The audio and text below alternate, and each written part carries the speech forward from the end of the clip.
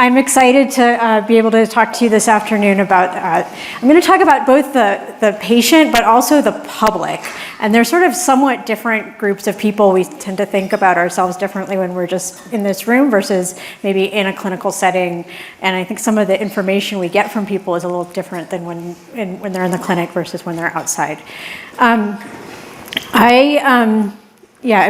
thank you to the Larrys for having me here. This is a sort of a very much evolving talk over many years. I gave a version of it at the University of Chicago in December.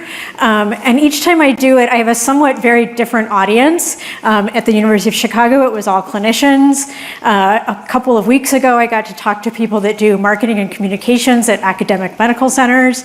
They were fun. And a lot of the other people in between. And I'll talk about some of those experiences along the way. I think there's some relevant sort of feedback in those discussions. I also don't know that I'll take the full 30 minutes because I do think that a lot of what we are experiencing with health and AI is brand new. We don't know. I'll show you a little bit about what I've learned in my research, but it's sort of knowing how to move forward, the sort of dreaming of the future together that we're doing now. It has to happen in conversation. So that's my goal for today, is to talk fast. So I'm going to rip through sort of the level setting. Luckily, the presentations that we just had did a lot of that. I'm going to talk a little bit about what we've been hearing from the public and patients about their experience and hopes for the use of AI and expectations. And then talk about sort of what might be some roads ahead and places to start, sort of where to take that first step forward. Cool and creepy is sort of a direct quote from a study that I did, I think before I started my PhD. It was right around the time I was going back into graduate school. I was still at the University of Michigan. In the state, they have a repository of a little over 4 million blood spots from newborn screening, which is one of the few sort of national public health and healthcare programs that we have in the country, where every baby gets screened for rare but serious metabolic disorders within 24 hours of life. It's identifiable data. It has blood. It has patients' names, babies' names, mothers' names, et cetera, like that. And in Michigan, they were like, hey, we have this very interesting and cool repository. Let's use it for research, which is fine in some ways, but that wasn't the agreement, right? That wasn't that wasn't what they said they were collecting the data for. They said they were collecting it for newborn screening. So in research, generally, if you want to do a study, you get informed consent and you tell people that you're going to enroll them in a study. So what we did was try to sort of raise awareness in the state about this sort of phenomenon and that this was happening. And this was the feedback we got, especially from youth. It was sort of like, this is very interesting, very weird. I'm not quite sure what to think about it. Some people were very upset. Some people were sort of glad that they knew and wanted to move on. But a lot of the themes that sort of, again, 20 years ago are still the similar themes that we're hearing now. So this continues to be an area that's both cool and creepy. Uncertainty is uncomfortable. I think that's okay. And most, if not all, people and organizations are facing questions about AI, whether that's in your personal space or in your care experience in healthcare. So my lab is called the Tierra program. It's Trust, Innovation, and Ethics Research for Responsible AI. We do this sort of research at the intersection of ethics, sort of questioning what should we be doing? Policy being how do we take those values that we learn from community and turn them into things that we might be able to do? The context has often been, for me, informatics, health information, now it's AI. We chose this acronym because it also means Earth, with the expectation and hope that we can stay grounded and sort of real in what it is that we're considering. This was April, and not everything that sort of was in the news about AI. Some of you mentioned some of these things just in this afternoon. What happened in Utah, where the medical board, the state of Utah implemented an AI tool that would renew prescriptions. that's a problem for clinicians, because, especially physicians, because that's their job, right? And so it's an AI tool really very actively going after people's jobs. We also heard a little bit about AI scribes, and I'm going to talk a little bit more about that later in the talk. I forget which AI scribe, but they've now been sued because they're recording people without their knowledge and consent. And then the last sort of headline I want to highlight now has to do with the one in the corner around sort of delayed care for seniors. That's sort of for Medicare patients, an AI tool that's used for prior authorization. Basically leading to both sort of delay of care and higher costs down the line. And I hope I'll get back to that later. Okay. Yeah. So Margaret talked about these 3 types of AI. I'll go through them real quickly. I fairly recently added hype as like a legitimate model and definition of AI. So Margaret talked about those sort of what we talk about predictive tools, where the underlying models might be machine learning. A lot of you here were working on AI a long, long time ago, and this is again sort of that family of models. We know that, again, there's sort of an increase in the number of hospitals that are using predictive AI. It's going up every year. Generative AI being the ChatGPT, the chatbots, et cetera, those have sort of some new ethical and interesting implications around hallucinations. Again, we heard about this earlier. Again, here there's sort of a very rapid and tumbleweed kind of, what's the word? Anyway, rapid fire spread of generative AI in healthcare systems. And then finally, hype is sort of a thing of its own, often characterized by these sort of key words. I know there's some English people in the room, writers. I would love sort of a linguistic analysis of sort of how AI is characterized, because it really sort of challenges our notion of like what is real and what do we really need to be focusing on, and there's a lot of hand waving. So it can contribute to this sort of paralysis of action. So a lot of times when you'll hear people talk about, oh, OpenAI is going to do all these things and all these great things for healthcare, we don't have to worry about consent because pretty soon it won't matter anymore. It sort of delays the time to which we need to solve our problems, right? It's saying we have tomorrow's problems will be different than today's, so we can forget about today's problems. One key message I hope to sort of instill here is that we should be solving today's problems today, and we'll get to tomorrow when that comes. All right, so what do we hear from patients? And I'm going to start actually with the public rather than patients. So we've done a number of surveys and qualitative work with the public to understand what are they. Oh, wait. Oh, sorry, I'm going to go back. Don't look too closely.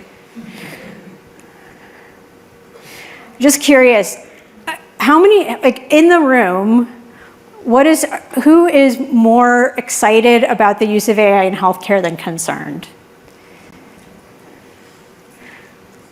Who's more concerned than excited? Who raised their hand twice? All right. So, yeah, and I think that is also sort of this is actually an interesting group of people that I do hope we get to talk, because having a real 50-50 in a room like this is really special, because you're both sort of have different hopes and concerns, and you're also all very smart. So I'll just have you guys solve the problems. So the public is skeptical about the use of AI in healthcare. This data is a few years old now, but in general, it's lower than sort of, I think, the hype machine would lead us to expect, right? The hype machine is everybody wants this, it's exciting, it's new, and the public is much less sure that the healthcare system is going to be able to use AI in ways that doesn't harm them and that is responsible. This sort of demonstrates sort of a similar idea that will healthcare sort of contribute, will it meet the claims of the hype machine, right? Will it make it easier to get the healthcare I need? Will it make healthcare more affordable? Will it improve my relationship with my doctor? And again, here we sort of see skepticism in the public eye. And then finally, I want to show some numbers around, we asked, this was sort of before the Gen AI sort of boom, but we wanted to understand what was the comfort with different predictive models in the use of healthcare. This is really important because clinical applications are sort of in one sort of policy bucket where the FDA is often and likely to be involved. Clinicians are 100% responsible for how AI, the clinical decisions that get made, whether AI is a part of that process or not. Administrative applications, so that's things like scheduling, billing, predicting missed appointments, predicting who's going to pay their medical bills. Those are operational, those have operational uses, and those are not subject to oversight at all. And yet they have huge implications for access to care and who's actually walking in the front door. So these were the sort of use cases that we asked about. We asked about some administrative ones around paying medical bills, missing appointments. We also asked about sort of the classic ethical question of sort of determining transplant eligibility, sepsis, which is a Michigan favorite example. If you have questions, I cannot answer that. Predicting stroke and emergency or predicting colon cancer. And what we found was that, again, there's not a lot of comfort for a lot of those tools. There is a sort of a natural gradient, but it depends a lot on what some of your other experiences are with the healthcare system. So if in the context where we have clear privacy policies, in general, people are more comfortable with all of those uses.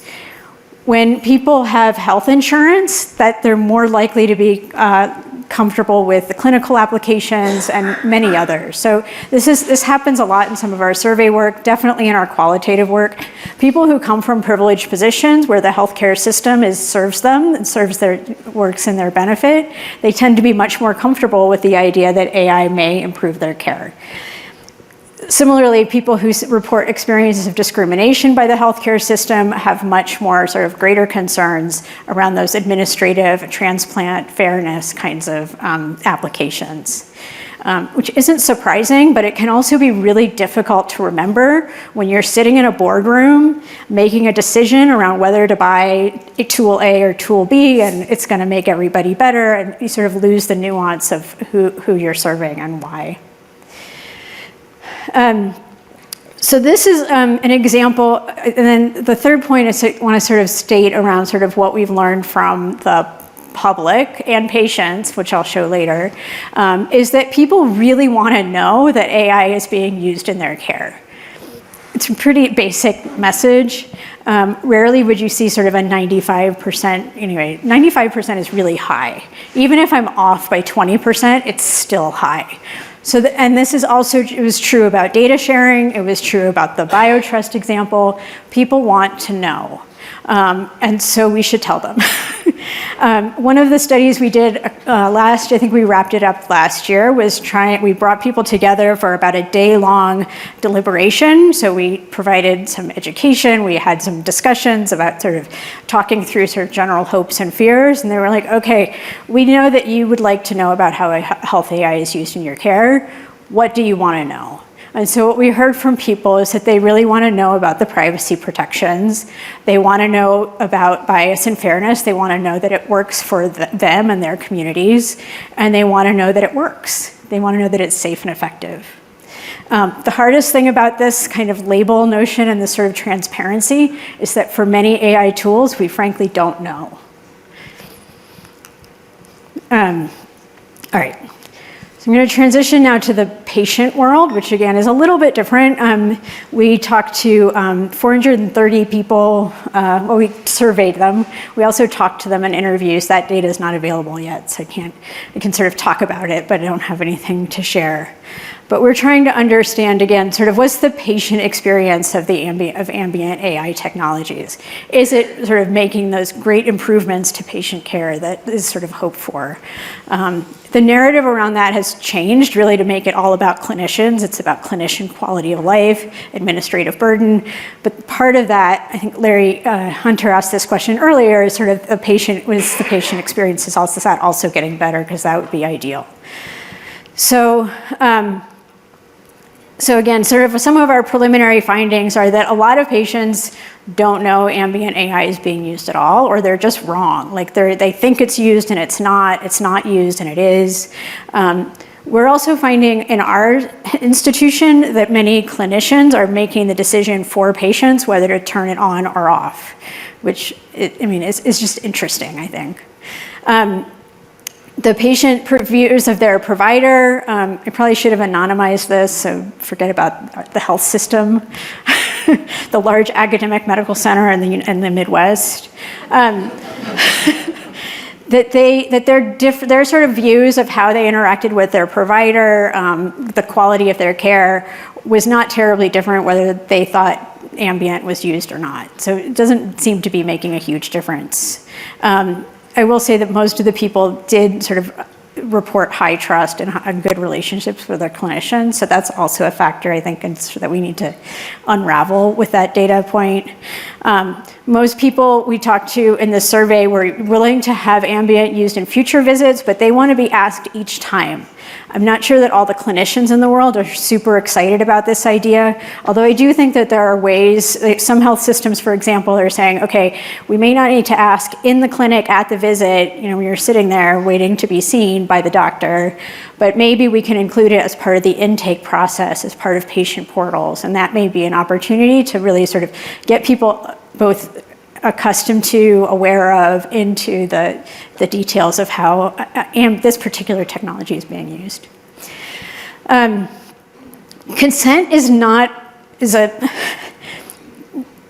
consent, I should have put a bigger question mark and sort of maybe some quotations around the notion of consent. It's more like notification.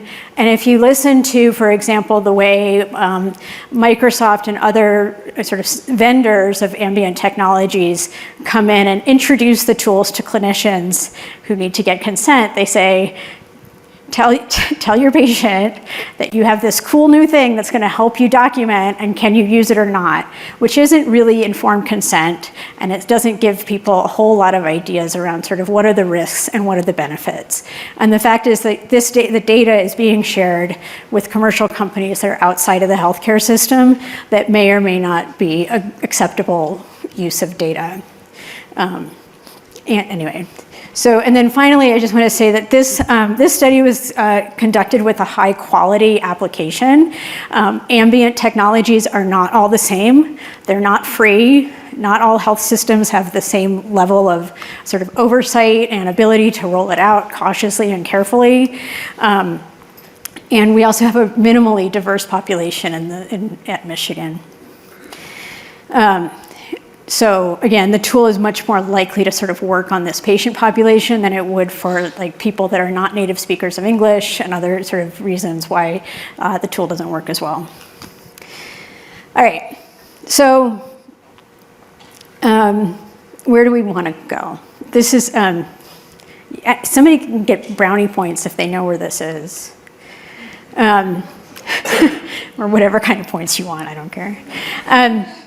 So some of the ways that we're trying to sort of pivot our sort of research, because a lot of the themes are very similar, but it's sort of like, what can we do and how can we bridge what we're hearing from the public outside of healthcare systems, the patients inside of healthcare systems, and the health systems that, again, have a very different sort of set of priorities and incentives, if you will.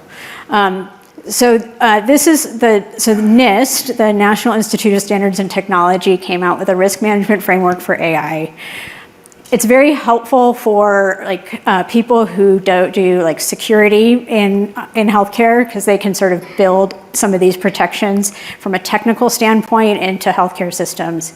They've also done a nice job, I think, of laying out the ways in which we need to think about the risk of tools from both the risk to patients and people, the risks to clinicians that we heard a little bit about earlier, communities and society, and then also looking at it at the organizational level, and then risks to ecosystems, which we've also talked a lot about in terms of both risks to the environment, but also really importantly thinking about ecosystems as relationships and how a change here is going to impact the system down the line.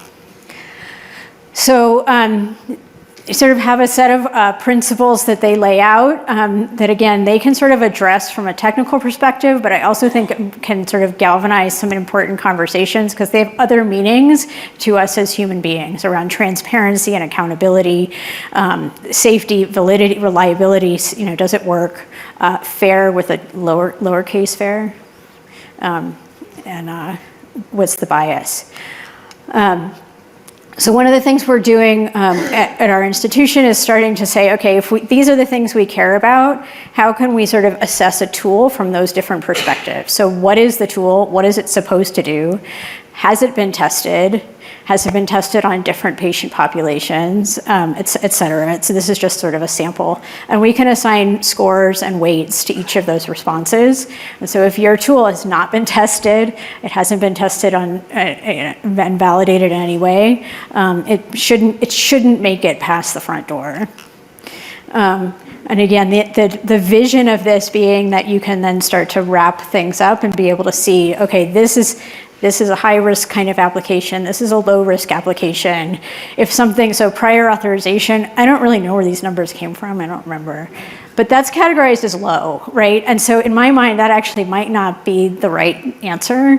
But then you can, again, sort of dig in and say, okay, is that accurate? Is that fair? Is that the right way? Similarly, Ambient Scribe here is rated very high. I think probably because our team did that, and we have some skepticisms around that tool. But again, you can begin to it begins to sort of give you something to talk about, right? It can say, okay, this tool is likely, we don't need to worry about this one.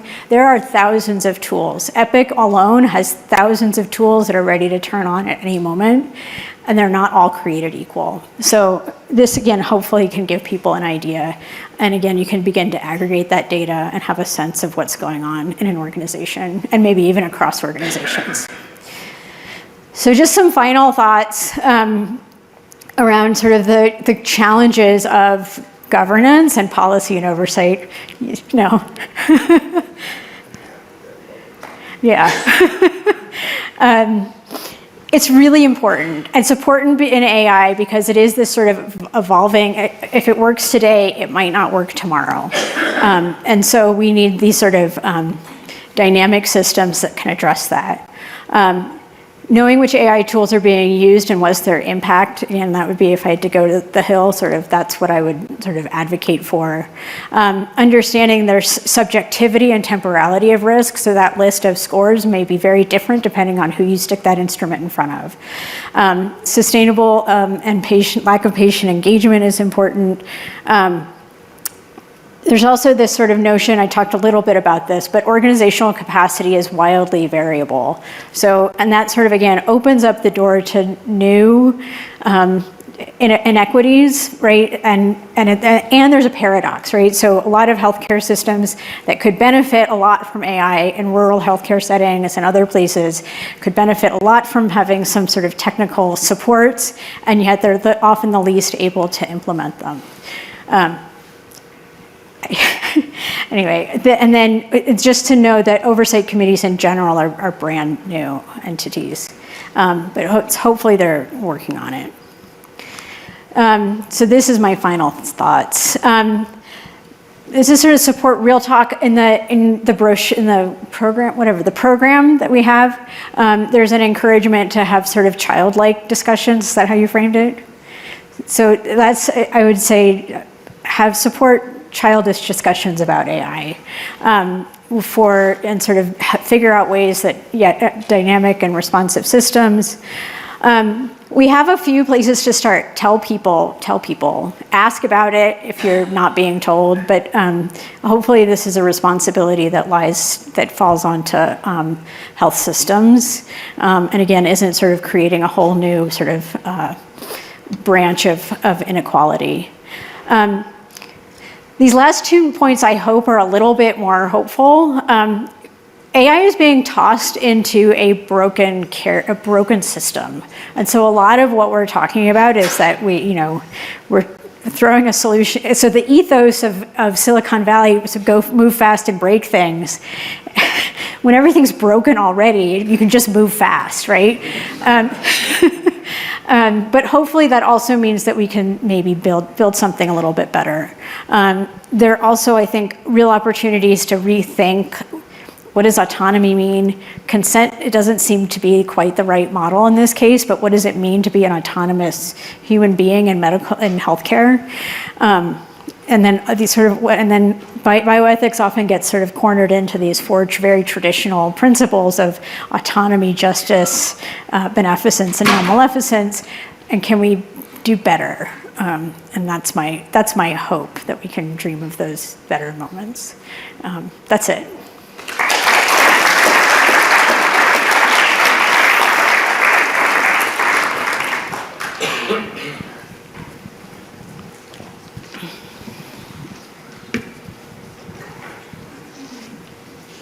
So, Jodi, so a lot of what you said about the NIST guidelines and also the way in which these various tools are being sold to healthcare professionals and systems brings up the question of guardrails. And so typically when there's a wide variety of snake oil versus, very effective systems that may be being sold, one might think about federal or even state guardrails and criteria.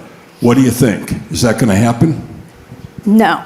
I mean, so I hope it does. I mean, that's obviously sort of it would be really nice for there to be accountability in the way that tools get laid out. So Glenn Cohen, who's at Harvard, he's a lawyer, he's written a little bit about sort of where liability falls. And right now it's the doctor, it's their fault. We haven't had a lot of lawsuits and also because you have to be careful about sort of, the outcome has to be bad and that you have to have a specific doctor to blame. But there could be ways in which the law could make organizations accountable, right? The people that are actually purchasing and deploying things, that may be an appropriate guardrail. But I think it's, and I think the EU, is sort of a little bit ahead of us in terms of guardrails and thinking about okay, these are the tools we're going to worry about the most, and they usually have to do with national security and severe health risks. I mean, we should have guardrails, and we certainly talk about guardrails a lot, but we haven't done them yet. Jodi? Jodi? Yes. So I really enjoyed the outline and look forward to the discussion. Which structures, organizations, you think we should look forward to? Because they'll be the front runners that will teach us what we're missing. What I'm specifically thinking is organizations, but also countries. Like, for example, Norway has 5 million people. They have a good public health system. They have 20 years of longitudinal data available. They're sequencing their population. They're going to apply. They'll teach us a lesson. And what organizations, where should we look so that we can be guided rather than apply ad hoc the little pieces we have today and be happy, hey, it's my privacy, what do you do? That's a good question. I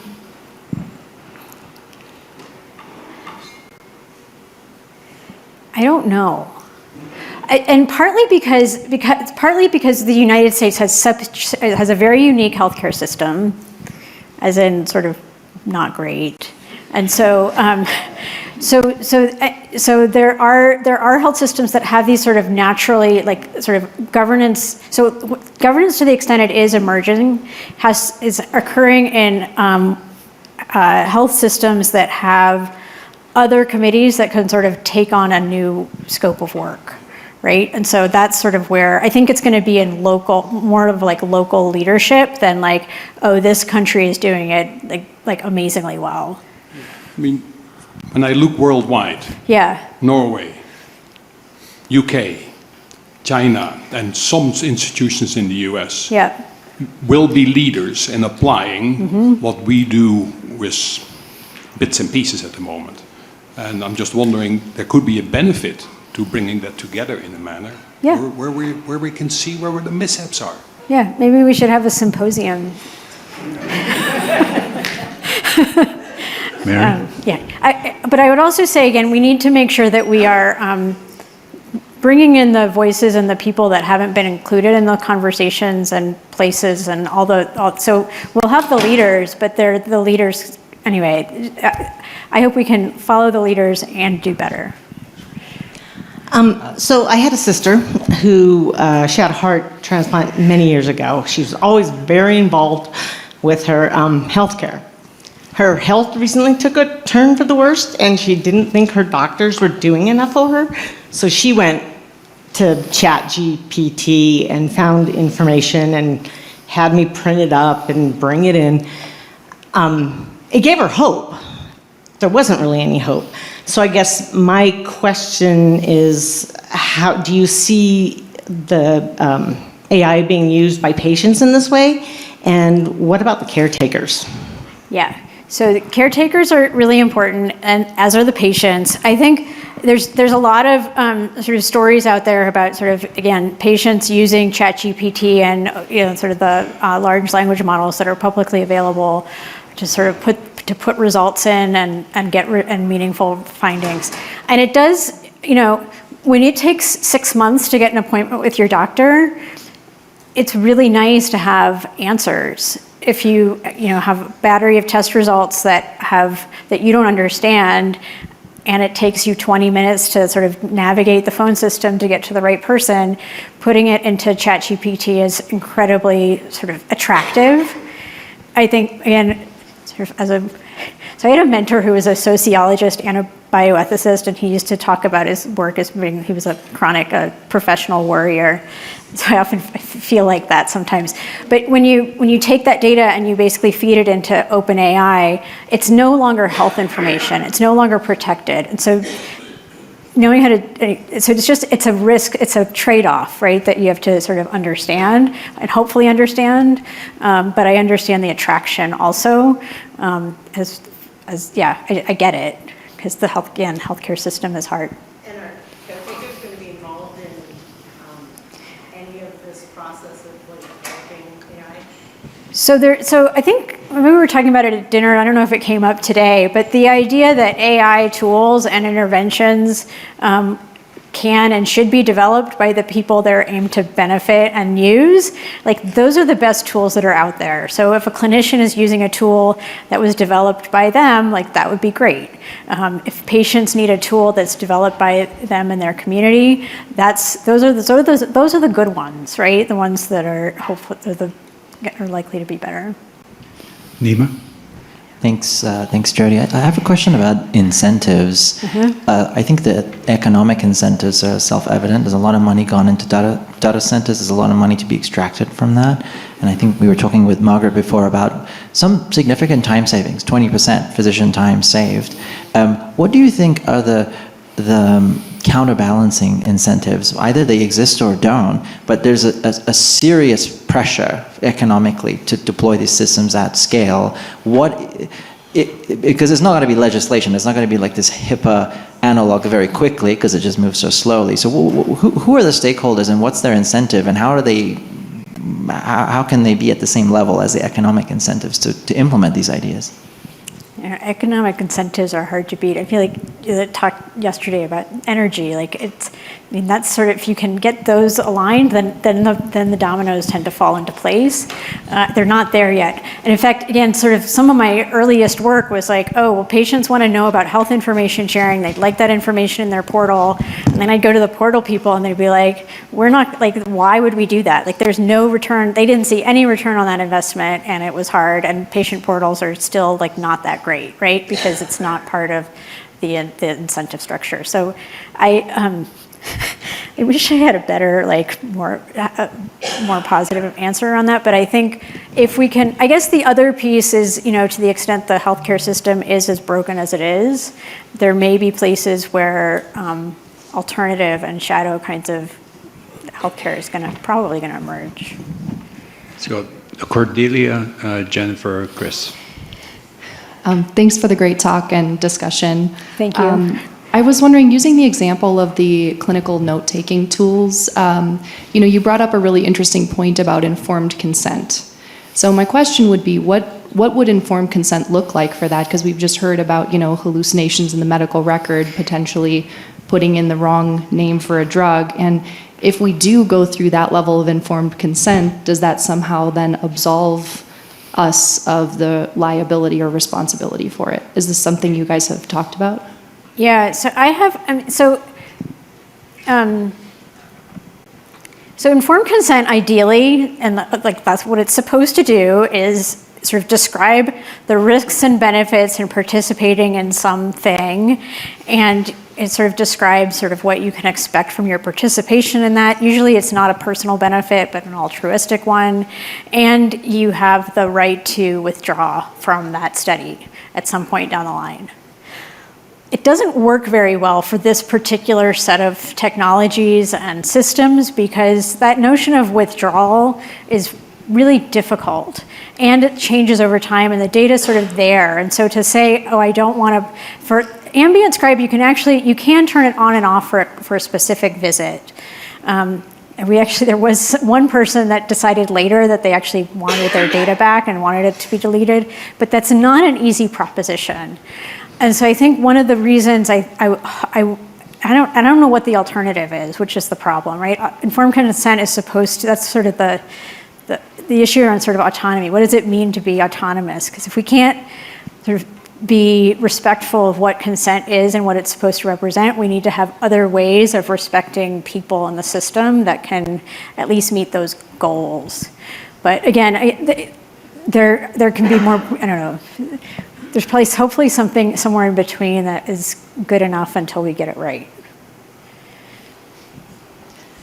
Great. So nice talk. Thank you. Hi. Hi. I'm curious about your thoughts on building on top of organizations that are already evaluating safety in hospital systems, so things like Joint Commission, as like a type of organization that might help in this space of evaluating whether AI tools are working for clinicians and working for patients. Yeah, I mean, there are new businesses also sort of coming in. They're like, we'll evaluate the AI tool for you. I mean, maybe, I don't know. Again, I think it's, and to have a trusted broker, somebody that could sort of apply this sort of trusted seal of approval, it would be great. I think the other question for health systems is like, do you invest in that kind of consulting service, or do you invest in a team of people in your institution that can provide that ongoing evaluation? And right now, it's sort of, it depends on the tool, but I think long term, hope, again, that doesn't answer your question, but that's another alternative, right? You can have external people that come in and say yes, no, or you can hopefully build that capacity from within.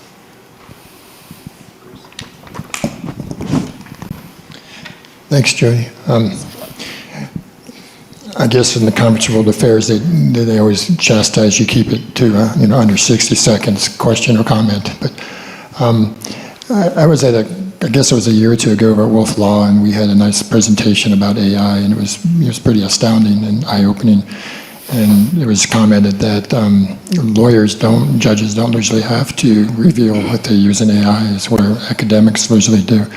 So in the medical setting, I was just kind of curious about that. My initial interaction with AI is just calling in, and I know UC Health, that's a really good AI. I'm really impressed. But there's quite a lot of different ones out there. Like Abbott Laboratories has AI. You call in and you're convinced it's a human, but then they're trying to sell you a life alert. Then and it's kind of like life alerts paying for the AI and so on and so forth. My question is more about in the healthcare setting. I'm using ChatGPT. I've recently been exposed to it, and I've been speaking to some other presenters. And it's kind of, you get what you pay for. And speaking with Sean about it, it's like Elon Musk's got his supercomputer down in Memphis, sucking a lot of juice. But is that the kind of battle that we're in? Is like who's got the best AI? Getting back to the last question, you're just interacting with the data center, and again, my own experience filing a complaint with the Center for Medicaid Medicare Services about the problem with the E. coli and antibiotic resistance, and labs. We have Boulder Community Health Lab, we have LabCorp, and all these different labs, and are they actually doing the proper PCR testing? And if they're not, then they're just shotgun approach with whatever your UTI is, and that's causing the bigger problem with antibiotic resistance. So it seems like there's a lot to it, and what do we need to do to kind of push that through? Interacting with government agencies. And I'll just end on this. Way back in the day, I had Hep C, and I wrote my senator or congressman, as they always tell you to do. And Senator Allard sent me back a form letter about anthrax. So I'm quoting him about Hep C. So I'm just kind of wondering if I just kind of do a novel approach to a government agency or entity, am I just going to be shot down from the get-go because I'm not jumping into that whole broad spectrum of AI? In other words, do I really need to have my letter be AI generated to get a proper AI response from a government entity? So it's a lot, but it's simple. Thank you. Yeah, I mean, I guess I'll just a quick comment there. I mean, AI can do really powerful and interesting things, and if it can sort of help you be a better communicator, use it. But but it's sort of making sure that you are the same way that clinicians are still responsible for their clinical decisions. The letter you send out it's got your signature on it, right? And so sort of that's one. You have that was a lot, but yeah. Let's take two more questions, one here and one here. Yes, is AI part of the curriculum for medical school? And if it is, can doctors validate the output from AI? Are they trained to do that? Yeah, so I need to have a better answer to this. So I do like a panel basically once a year for M3, so third year medical students, and it's not a direct, like I don't think it's a course. It's not a set of courses that they have to take. It's not part of their core curriculum. Obviously, it's there. Somebody talked about open evidence. I think you mentioned open evidence yesterday. But again, the bottom line there is that again, they, even as learners, they're responsible for the decisions they make, and it's there, and that can be hard if they're also going to be prone to sort of automation bias and things like that. And for the most part, they're not allowed to use AI for a while in the clinical context. But sort of understanding sort of AI for medical schools is important, and developing that curriculum. Somebody asked about sort of the curriculum for med students in AI. We need it. I think. Betsy. It's part of our future that we're dreaming of. Hi. Hi. I have a question and a comment. I apologize if I missed it at the beginning, the conversation around the blood samples from the newborns in Michigan. What finally came of that? Were they able to use it in the research model? Yeah, so they basically grandfathered in those 4 million spots, so they're still there. They now collect prospective consent sort of as a part of the newborn screening process. They have a governance structure. I mean, it's still there. Okay. And then I'll offer as a comment, and I think I'm the last speaker, so I'll offer this as a comment kind of leading into my talk, which is, as we talk about large language models being used by institutions in a clinical setting, I think that's very interesting. And as a patient advocate myself, speaking to the woman who brought up her sister, who was using ChatGPT for her own understanding, I think it's important to realize, for me, for example, I'm part of an 11,000 person Facebook group of parents of pediatric cancer children, leukemia specifically, and parents are asking questions on there that are being answered by 11,000 other traumatized parents. And so while I understand the concern for ChatGPT or another large language model potentially offering false hope or inaccurate advice, and obviously I understand the bigger ethical concerns around the privacy and issues like that, I think it's important to keep in mind as we make decisions around that patients are already going outside of their clinician. And for me, when I watch parents go outside of their clinician to uneducated other patients, that feels like a big concern to me that has to be held alongside should we trust a language model with those answers. That's right. So I ran into my primary care doc here in town who I like, and he was wearing a T-shirt that says, "What makes you think I care?" So that is not an uncommon perception from the patients. And a big part of it, of course, is doctors don't really have a lot of time to spend with the patients. And one would hope that some of these AI tools will actually give doctors more time to do so by relieving the administrative burden. And by doing so, you might also, prevent some of the de-skilling that Margaret mentioned. What are your thoughts? So I think that's a big hope. And I hope that too.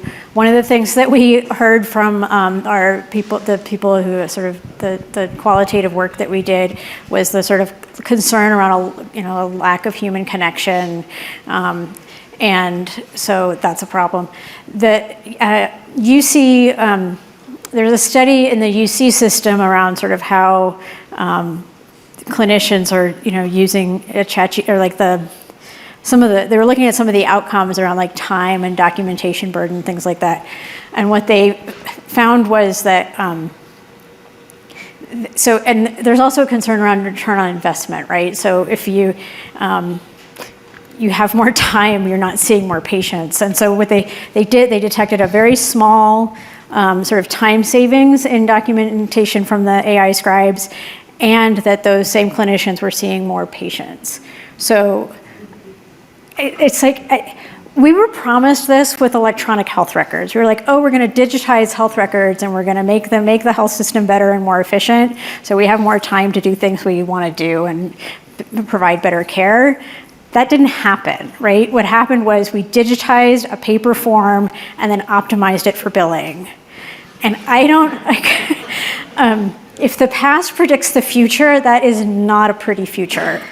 But, again, that's why we have all these smart people here to solve that problem. Thank you. Thank you very much.